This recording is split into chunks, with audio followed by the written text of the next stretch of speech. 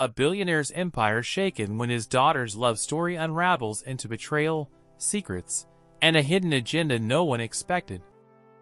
She thought she found true love, but behind the smile was a shocking scheme to infiltrate a billionaire's family and steal everything.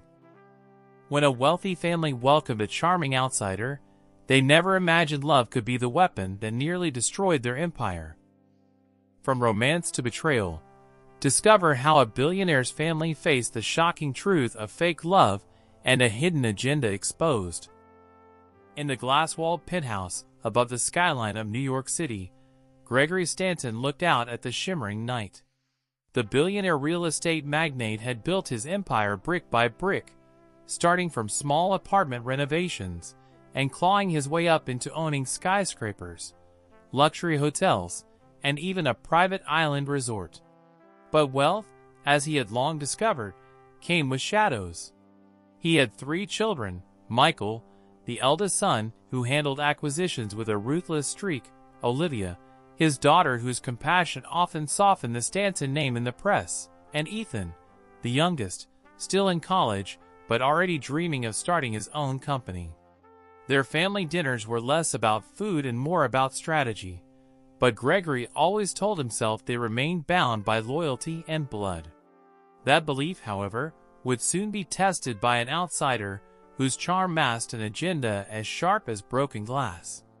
It started when Olivia, the middle child and heart of the family, announced she had met someone. She had always been the gentle counterbalance to her father's iron-willed empire building. Where Gregory saw profits and leverage, she saw people and potential.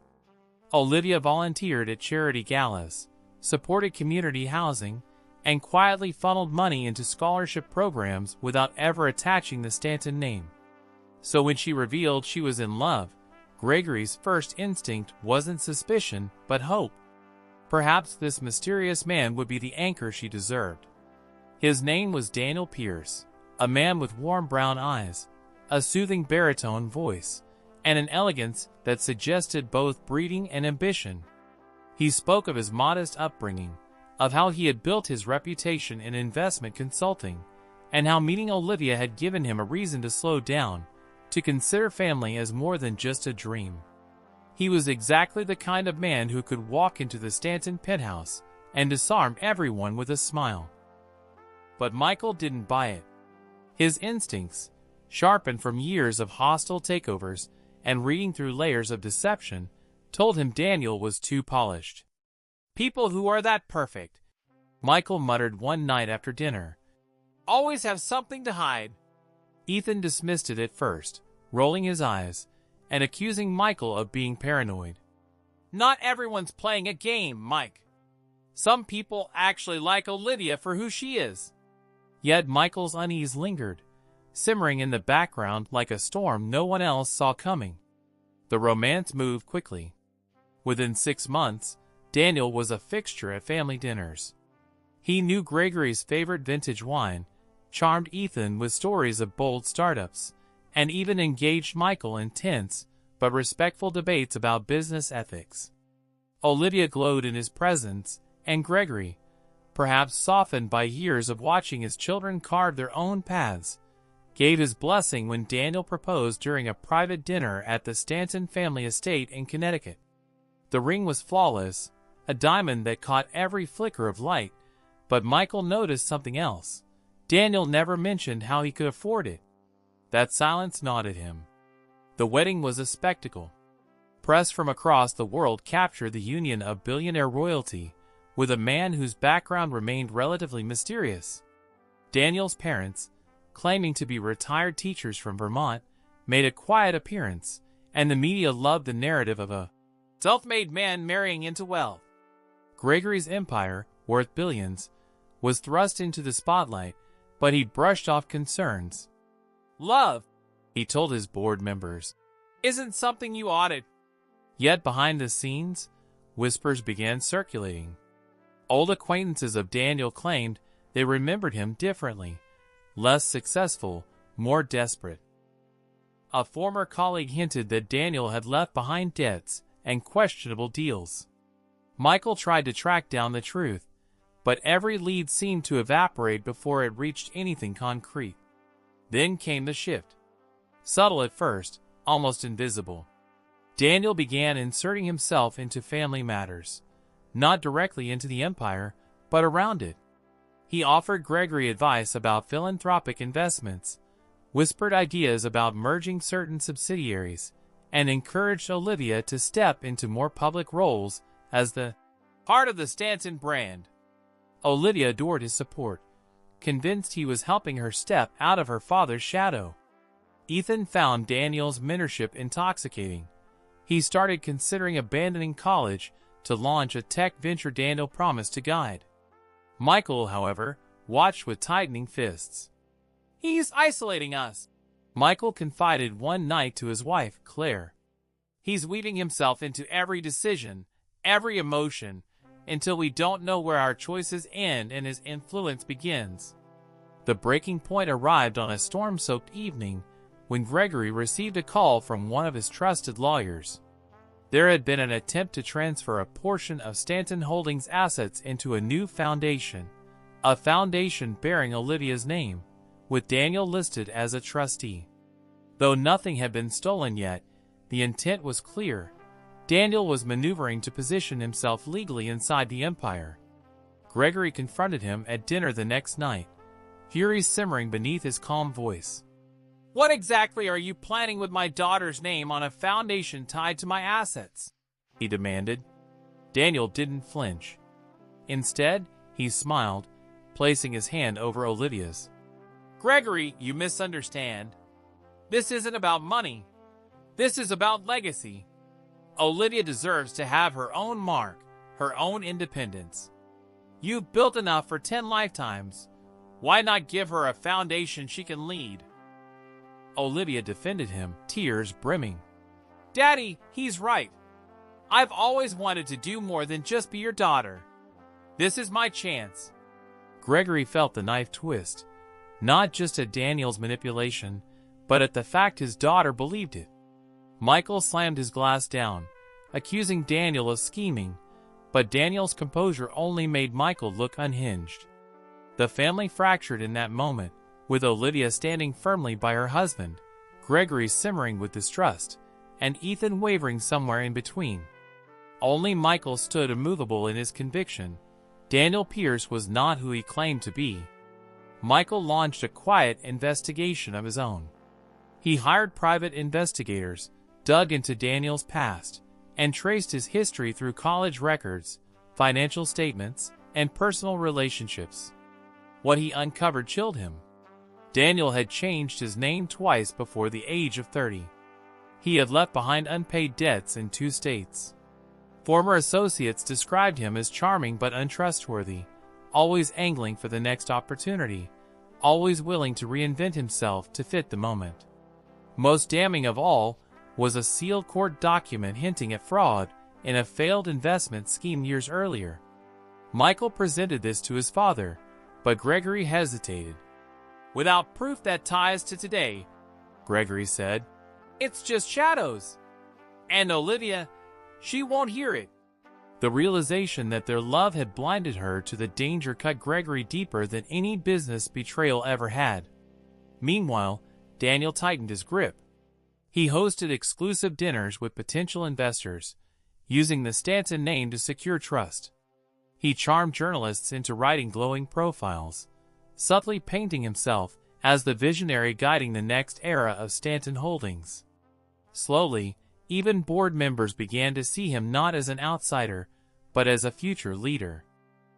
Olivia's voice carried weight now, amplified by Daniel's confidence, and Ethan followed like a shadow. Michael, isolated, felt the walls closing in. The unraveling came when one of Daniel's supposed charity projects collapsed. Millions had been funneled through accounts tied to shell companies, and while Daniel distanced himself from the fallout, the trail led uncomfortably close to Stanton Holdings. Journalists began asking questions, stock prices wavered, and Gregory's carefully built empire teetered on the edge of scandal. Olivia, torn between her husband and her family, begged Daniel for honesty. But Daniel's mask began to crack. He snapped at her, reminding her of the sacrifices he made, of how no one respected her before he came along. Olivia, shocked, realized for the first time that the man she had defended so fiercely might not have been protecting her at all. Michael seized the moment.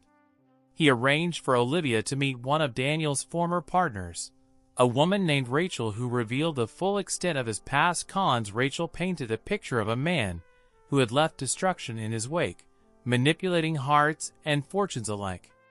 Olivia's world shattered. She confronted Daniel late one night, her voice breaking as she demanded the truth. For the first time, Daniel didn't charm, didn't spin, he raged. He accused her of betrayal, of siding with her family, of never truly believing in him. The facade was gone, replaced by a dangerous glint that made Olivia's blood run cold. What followed would ripple through the Stanton family like an earthquake. Daniel's schemes began unraveling in public, but the damage was already severe. Gregory's empire bore the scars of mistrust. Olivia's heart was in pieces. Ethan was left grappling with betrayal, and Michael stood vindicated yet hollow.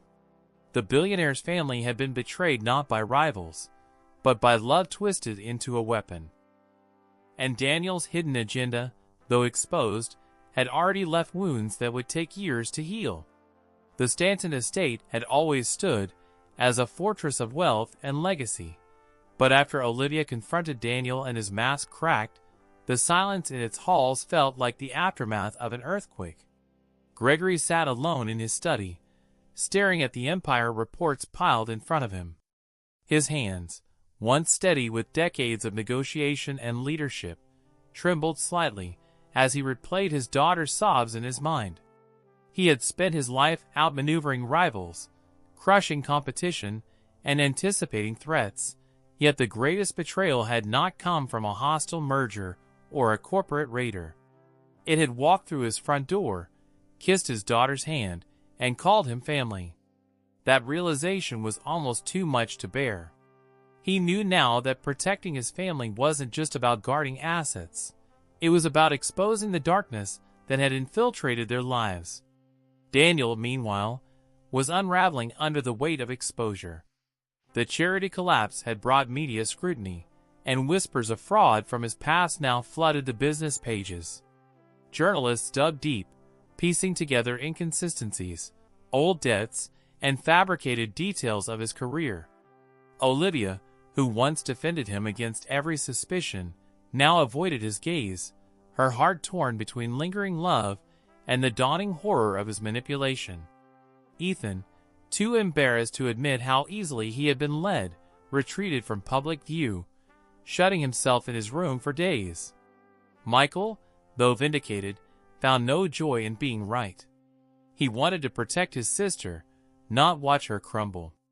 The turning point arrived when federal investigators opened a formal probe into Daniel's finances.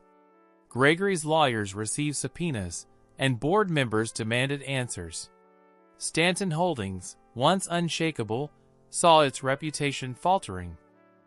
Stocks dipped, partners hesitated, and rumors spread like wildfire. For the first time in decades, Gregory felt powerless. He convened a private meeting with Michael, Olivia, and Ethan, determined to confront the crisis as a family. "Daniel's agenda was never love," Gregory said, his voice heavy but resolute. "It was access.